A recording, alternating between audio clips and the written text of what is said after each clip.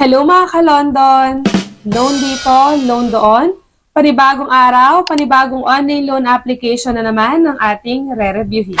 Tara, samahan niyo akong alamin kung ito na ba ang magiging solusyon sa pera problema natin.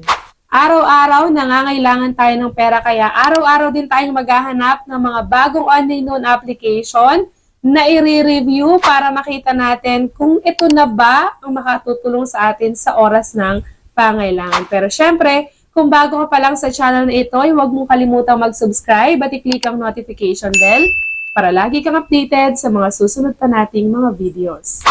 Marami-rami na ang mga online loan application na na-review na natin. Maraming legit at syempre marami din namang hindi legit. Ano nga ba ang hinahanap natin sa isang online loan application para masabi natin ito ay legit? Syempre, unang-una na dyan ay magkano ba ang ino-offer niya, lalo na sa mga first-time user. Syempre, kasama din sa chinecheck natin yung interest. Kung may interest ba or yung mababawas dun sa amount na ibibigay niya sa atin. At syempre, yung kanyang loan term.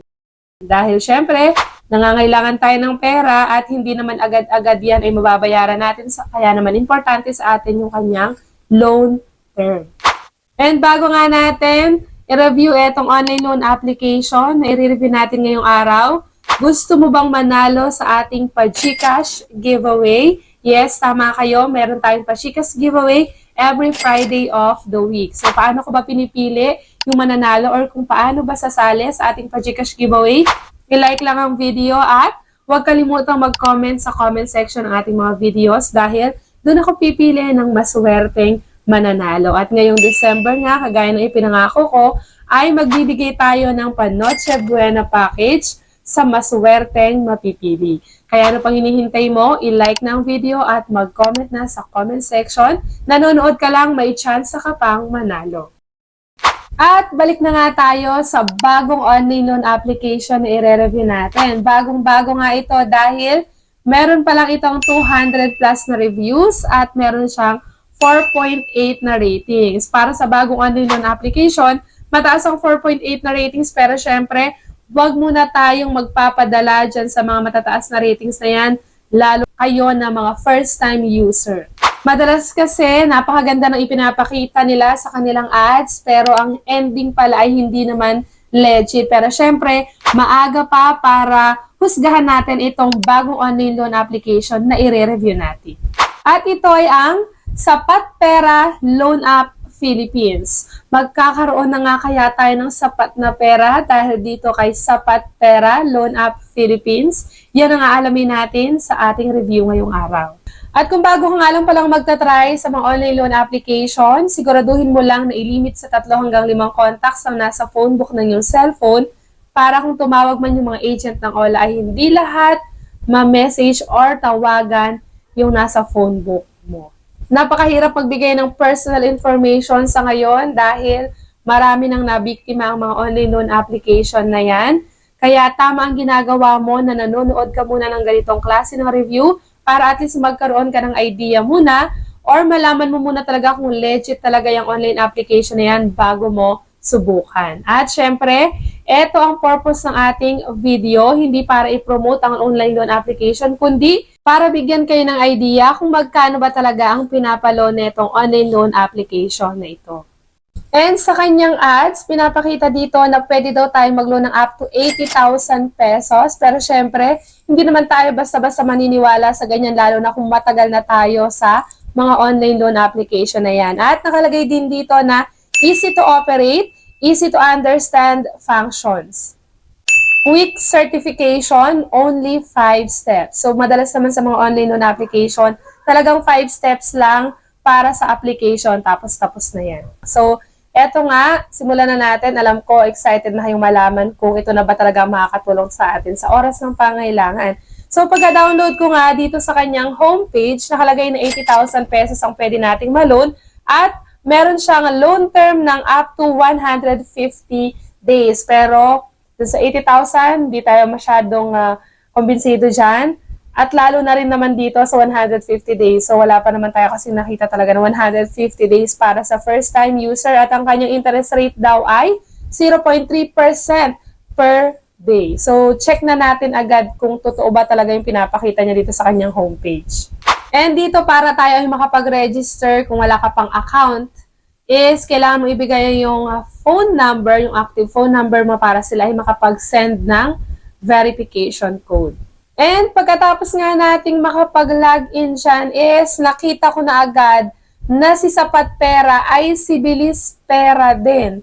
Kaya naman kung may account ka na kay Bilis Pera, siya rin po si Sapat Pera. At kung hindi mo nagustuhan yung ino-offer net ni Bilis Pera nung nag-apply ka sa kanila, is huwag mo nang ituloy ang paglo-loan mo. Kaya naman, ang ganda talaga na nanonood ka ng mga ganitong klase ng review para at least hindi na masayang ang oras mo kung hindi talaga legit ang isang online loan application. Ngayon, kung hindi mo pa naman na-try kay Bilis Pera, etong si Sapat Pera ang itry mo kasi isa lang din naman sila. Nagpalit lang siya ng pangalan. Kaya mag-ingat tayo sa pagbibigay ng mga personal information natin dahil kahit sasabihin nila na safe ang ating mga personal information at nadidelete daw ang account, pero sa totoo lang, once na inaibigay natin yan, madalas ay nakukuha na talaga nila yung personal information talaga natin.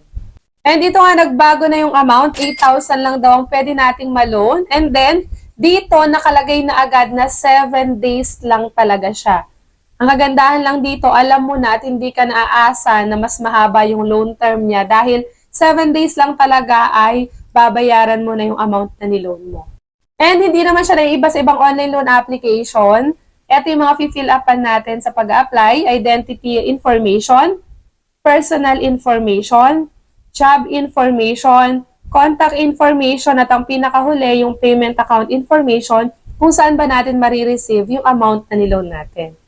And sa identity information, ito yung mga ID na recommended dito sa kay Sapat Pera. So, pwede ang UMID, driving license, passport, pwede rin ang TIN, SSS, voter's ID, health card, national ID. At kung wala ka pa nga ng mga binanggit ko na yan, meron din namang other options. Pwede ang postal, PRC at pag-ibig. So maraming ID ang pwede dito kay Sapat Pera o si dating Bilis Pera. And susunod, after nating makapili ng IDs, dito na tayo sa personal information. Siyempre sa personal information, hindi mawawala dyan ang complete address natin kasama ang number ng street or ng bahay natin. Kasali dyan sa complete address. Kasama din ang marital state kung married ka ba or single. Number of children, kung wala, 0 lang ilagay mo. Number of credit cards, kung wala din, 0 lang din yan.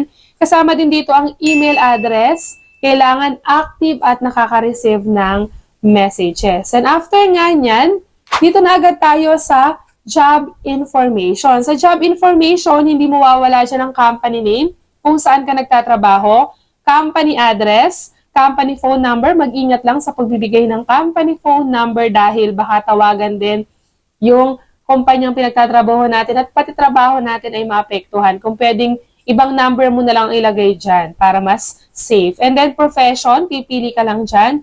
Work experience, kung gaano ka nakatagal sa iyong trabaho. Kasama din ang monthly income. Syempre, dyan sila nagbe-base kung magkano ba yung bibigay sa ating credit limit. At yung payday, kung kailan ka ba sumasahod. And dito naman sa contact information or yung contact reference na tinatawag natin, kailangan mo makapagbigay ng 5. So, lagi kong sinasabi, kailangan i-limit lang sa 3 hanggang 5 contacts dahil once na hindi tayo contact ng mga agent ng OLA at due na yung ating payment sa ating loan, is sila na yung susunod nilang tatawagan. Kaya naman dito, pakasiguraduhin natin kung sino bang ilalagay natin dahil once na hindi nga tayo makontak ng mga agent ng OLA na yun at due na yung ating loan, ay yun na ang susunod nilang tatawagan at kukulitin. So dito kailangan natin ibigay yung pangalan at yung contact number. And dito naman sa ating bank information, pwede ang e-wallet or bank. Sa e-wallet, pwede ang GCash, GrabPay, OmniPay, at ShopeePay. And after nga niyan, ay dito na tayo sa pinaka-exciting part ng ating review, yung kung malalaman na natin kung magkano ba ang binigay na credit limit sa atin kung tayo ay na-approve o hindi. At dito nga, hindi 80,000, Hindi rin 8,000 pero 4,000 pesos ang ibinigay niyang credit limit sa akin. So, mas mataas ito kumpara dun sa mga ibang online loan application na na-review natin. Ang alamin na lang natin ngayon is kung magkano ba ang marireceive ko at kung buo ko bang makukuha yung 4,000 pesos. And dun sa 4,000 pesos, 2,480 pesos na lang po yung marireceive ko. At 7 days pa lang is kailangan na nating bayaran. So, saan ba napunta yung iba na nakaltas dun sa amount na niloan natin? At ang mga nabawas po dito is service fee na 1,266 pesos, interest na 26 pesos, at service control fee na 228 pesos. At after 7 days niya, kagaya ng sinabi ko, is kailangan na nating bayaran yung amount na niloan natin. So, yun ang kabuang loan details netong si Sapat Pera na dating si Bilis Pera. At syempre, huwag kalimutang i-like ang ating video at mag-comment na sa comment section para sa tsansang manalo sa ating pa-GCash giveaway at pag-Noche Buena package.